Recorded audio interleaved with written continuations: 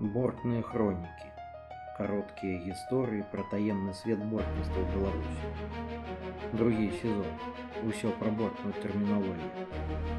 Таемнымі сцежкамі ў нетры бортных слоў і паняткаў.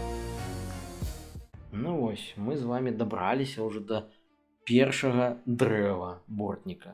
І гэтае дрэва дуб. Ну, таму што, канешне, па алфавіту это першае дрэва. Ось, а на самой справе і не проста так яно дуб. І для бортніка гэта і гістарычна. Раней гэта было найбольш каштоўнае дрэва для бортніка. Бо ў дубе рабілі борці, і з дуба рабілі калоды вулі і ставілі на дуба. Таму што лічылася, што гэта доўга дрэва расце, доўга жыве, вытрымлівае самыя розныя негатыўныя або адмоўныя наступствы і можа доўга праслужыць бортніку, бо бортнік не рабіў сёння на заўтра або сёння на наступны год. Ён рабіў на некалькі пакаленняў наперад і разлічваў, і прынцыпе увесь разлік ён вёў не на 10, 20, 30 год, а на ўсе 200, 100, 300 гадоў нават. Гэта на шмат-шмат пакаленняў наперад. Таму, канешне, дуб уже бортнікі самі заўважалі, наколькі гэта дрэва моцнае.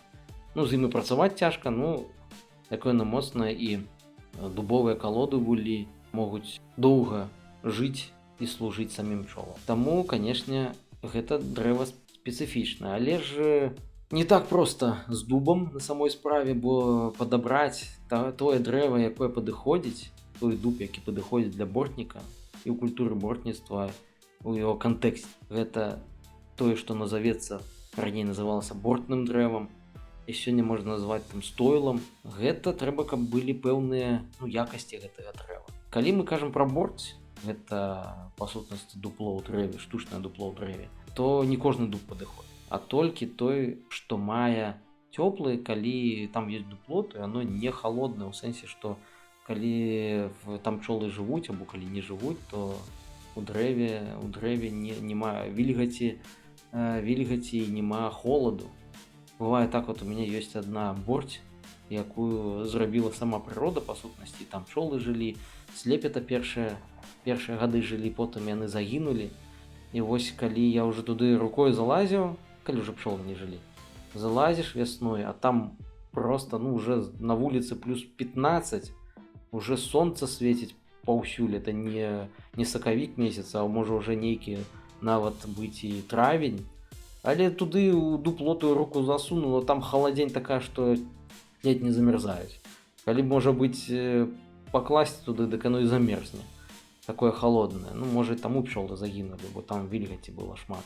Ёсць там свая спецыфіка. Таму трэба было выбіраць правільны дуб, каб ён быў цёплы. Ёсць там у бортнікаў свае сакрэты, як ён знайсці па нейкіх паказчыках. Хаця я вось колькі абышоўшы гэтых дубоў, я бачу, што ёсць натуральныя дуплы, якія ўтвараюцца самой прыродай або з часам утвараюцца ў дубе.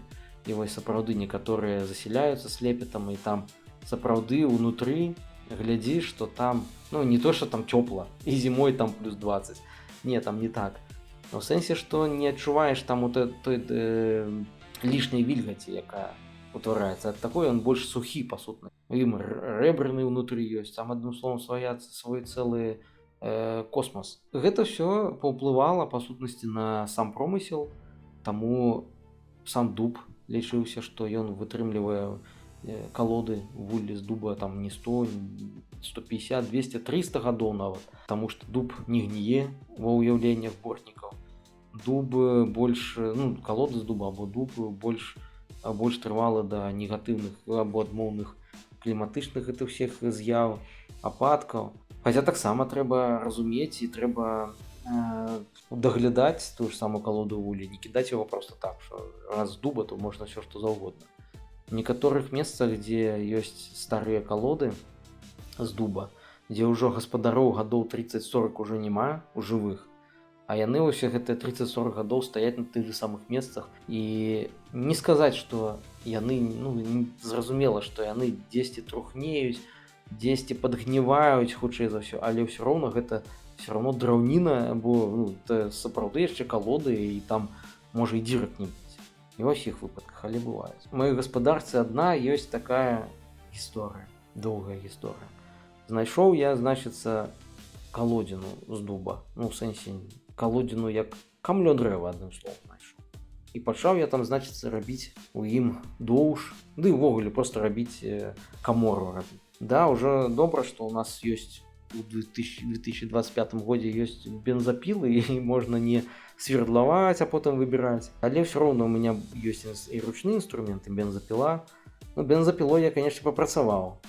Здавалася, што я не бензапілой працую, а на нейкім такарным станку. Іскры сыплюцца, ўсё ляціць, піла не піліць праз пэўны час, а зрабіў я ўсяго там толькі і паловы нават не зрабіў.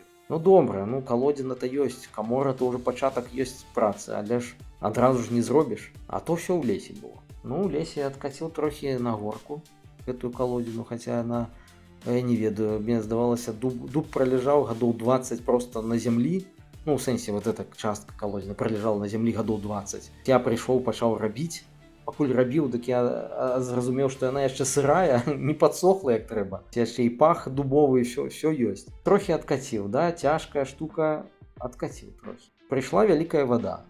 Ну, вада прыйшла і маю калодзіну злізала і панесла кудысьці. Пайшоў я яго шукаць. Шукаў, у лесе знайшоў. Усё ж такі яе прыбіла там у пэўнае месца. Ну і добра, што прыбіла ў пэўнае месца, бо якраз туды гэтая вада вязе гэтую калодзіну, куды мне трэба, там трэба 500 метраў было. Не каціў бы, я б не дакаціў, а так сама вада прывезла. Паставіў кропку, дзе яна там знаходіцца, пункт абазначыў. Наступны год таксама вада, і далей я змыла. І вось я ўжо 3-й год шукаю. Не ведаю, куды яна паляцела, куды яна паплыла. Шкада, канешне, будзе, але ж гэта ж якраз і кажа, што з дубам працаваць нашмат цяжэй. Бортнікі і старыя, і раней у этнаграфічных крыніцах кажа, што з дубу даўжэй працаваць, яна даўжэй служыць гэтая калода вуля, але працаваць з ёю нашмат цяжэй. Інструмент трэба, каб быў больш трывалы па суткі. Але ж так і ёсць. Ну і яшчэ па дубу. Дуб гэта дрэва, зразумела. І, канешне, мы калі звернемся да больш гістарычных этнаграфічных крыніц, там 19 стагоддзя, то, канешне, дуб трэба было знайсці для тых жа калод або борцей.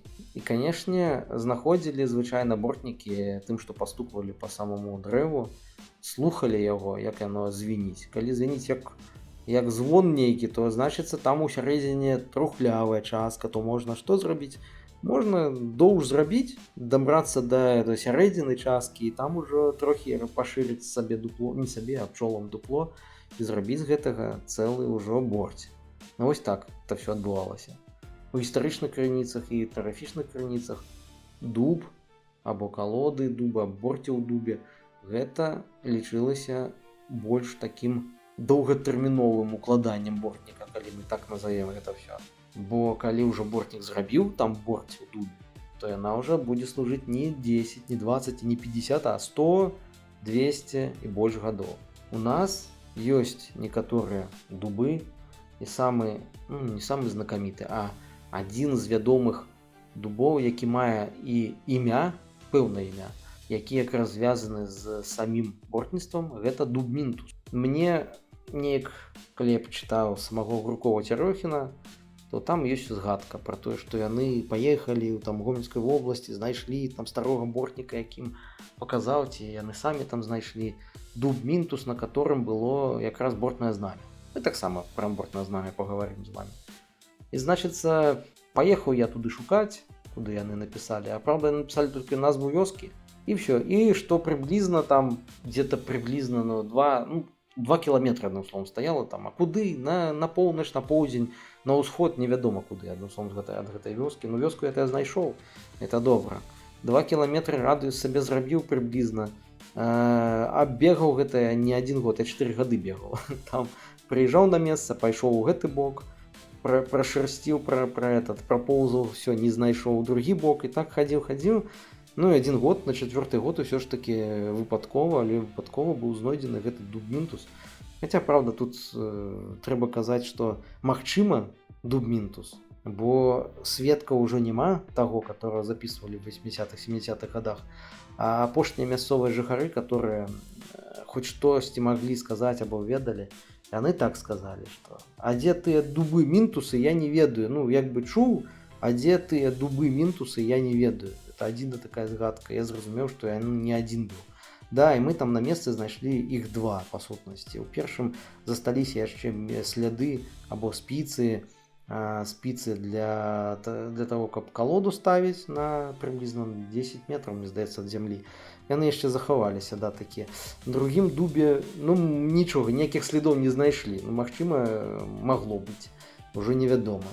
Да, яны сапраўды не малыя, не 50-м год, і не 100, хутчэй за ўсё нашмат больш. Нашмат, это может і 160, і 170, то хутчэй за ўсё это пра тыя самыя дубы мінтусы, пра которые былі расказвалі. Ну і, канешне, дубы у нас захоўваюць і ту самую гісторыю бортніцтва, бо знаходзяць мароны дуб, які праляжаў у зямлі або праляжаў у вадзе, зямлёй, у грязі, у балоце не адно стагоддзе, знаходзяць і знаходзяць не проста сам дуб, а знаходзяць дуб, дзе ёсць борць. Апошняя такая знаходка гэта ў Вісле, у Польшчы. Знайшлі, значыцца, што самае дзіўнае, знайшлі сам дуб, само дрэва, знайшлі борць у ім і знайшлі там самі соты і пчол у гэтай вось борці.